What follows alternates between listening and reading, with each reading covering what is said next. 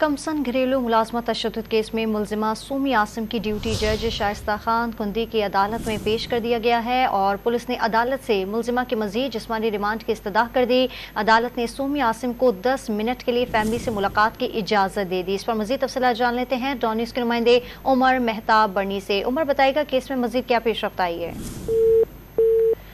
उमर से हम दोबारा रब्ता करने की कोशिश करेंगे, कुछ टेक्निकल बुनियाद पर उनसे हमारा रब्ता मुनक़ता हो गया है। अपने नाज़रीन को बता रही हैं कि कमसन घरेलू मुलाजमत तशद्दुद केस में मुलजिमा सूमी आसिम को ड्यूटी जज शाइस्ता खान कुंदी की अदालत में पेश कर दिया गया है और पुलिस ने अदालत से मुलजिमा की मज़ीद जिस्मानी रिमांड की इस्तदा कर दी। अदालत ने सूमी आसिम को 10 मिनट के लिए फैमिली से मुलाकात की इजाज़त दे दी। कमसन घरेलू मुलाजमत तशद्दुद केस में मुलजिमा सूमी आसिम को ड्यूटी जज शाइस्ता खान की अदालत में पेश कर दिया गया। पुलिस ने अदालत से मुलजिमा के मजीद जिस्मानी रिमांड की इस्तदा कर दी। अदालत ने सूमी आसिम को 10 मिनट के लिए फैमिली से मुलाकात की इजाज़त दे दी।